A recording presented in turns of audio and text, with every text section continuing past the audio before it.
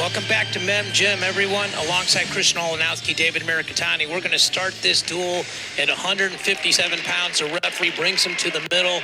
Christian, electrifying environment over there. We're ready to go. Well, they got the wrong graphic up, but we got Dazjon Casto going for Pitt. And who's going here for Virginia? So we got Jake Keating, 157 pounds, 2 NCAA qualifiers going at it here. So should be a good one to start us off.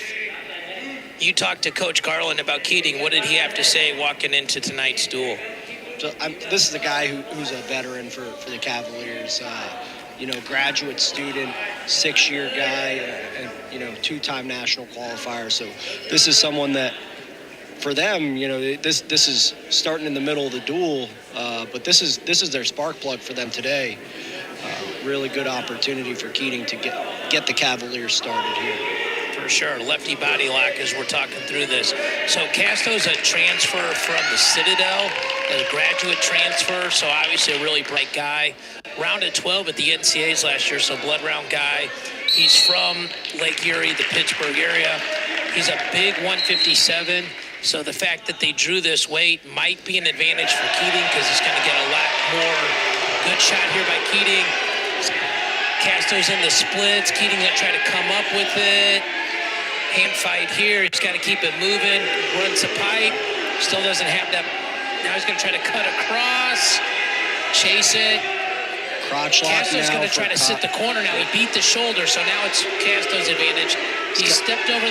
Keating, nice job getting his head high here, right, Christian? So head high always wins. He had that foot hook, but Keating did a good job of kind of keeping the scramble alive. He kept that leg and pressured into Castro. So now I think Keating thought it was going to be a stalemate and stopped wrestling, and Casto kept going. So takedown at the 115 mark. Really good shot right away by Keating. You got to finish clean. Nice little roll here. Sent him into a crab position.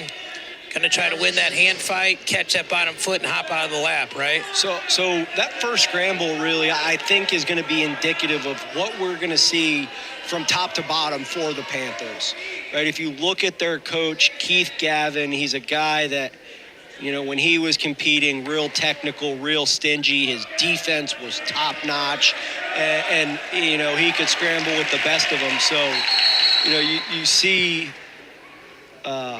So hands real quick here, Keating gets away, goes hand directly to the head. Referee gives him a verbal warning. Next one would be a penalty point, but he was just going hard. Didn't mean to cut you off there, Christian. Go ahead. Oh, you're good. Yeah, so, all the wrestlers from Pitt, you look at the guy on the right side of your screen, Jake Wetzel, the assistant coach, who's a national finalist for him. That guy was just somebody who you couldn't score on. You get to his legs,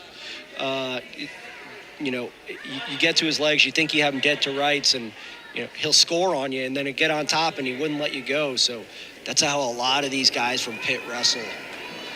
So it looks like the period is going to end 2-1 with a little bit of riding time for Casto. We're looking between periods here.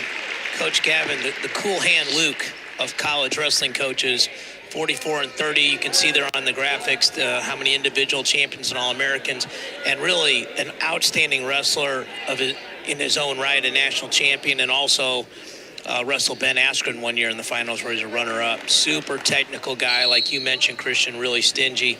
So Keating's going to start on top, trying to get a boot in, looking cradle.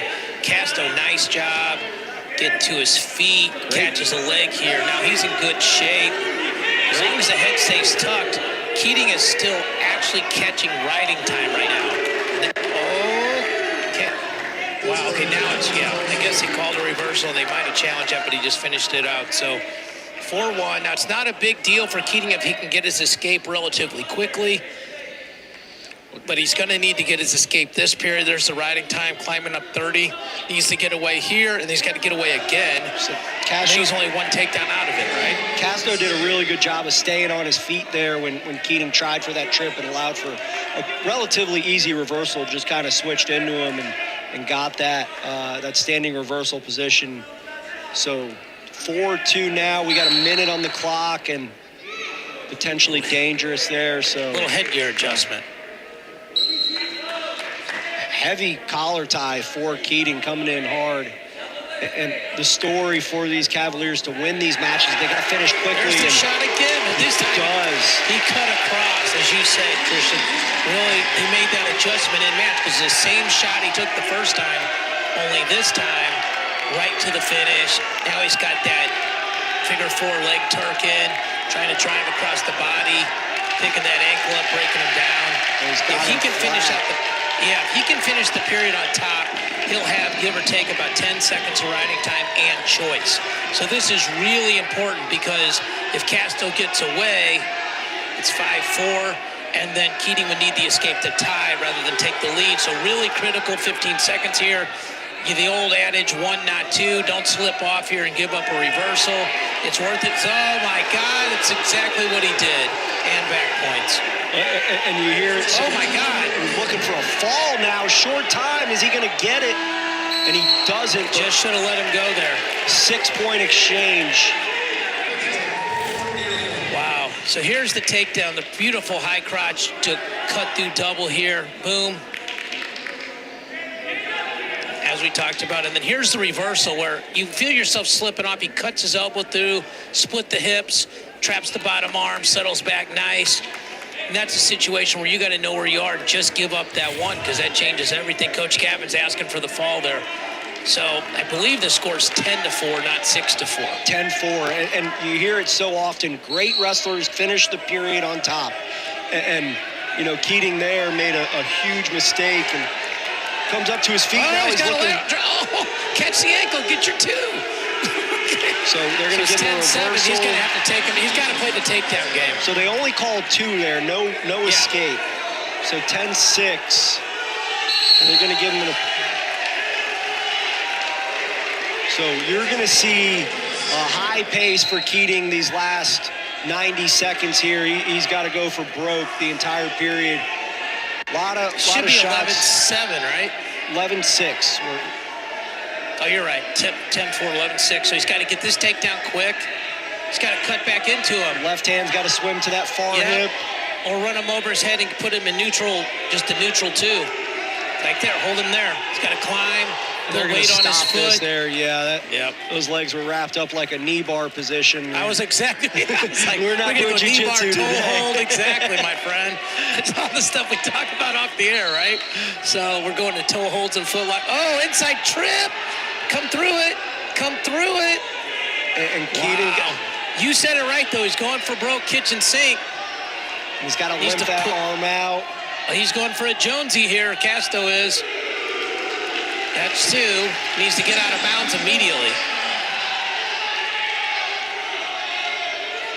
Yeah, you got to cut him clean there. Take the time. And Castro's going to keep that right foot in and just kind of eat the clock here. Jeez. Two mental mistakes by Keating and the difference in the match. This and then obviously that big 6-point reversal. So now it's 12-8. They gave him the escape. It feels like this match is going to end up 12-10, right? Like, I mean, Casto will probably give up a takedown, but just that 4-point near fall is just the difference in the match. And Keating he's trying to get He's going to get this takedown, it sure seems like.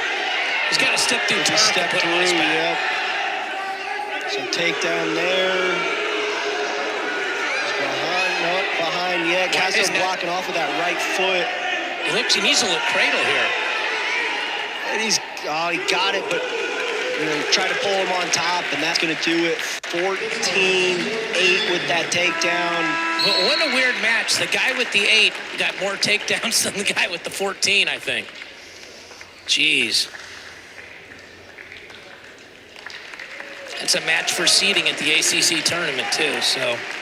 And a big match in the duel. UVA needed that one to win the duel. Coach Garland walking back with them.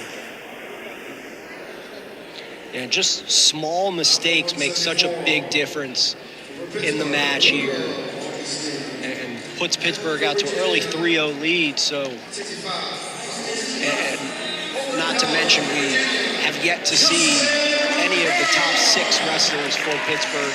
They got 4 guys ranked in the top 6. Right. So you either got to pull an upset or you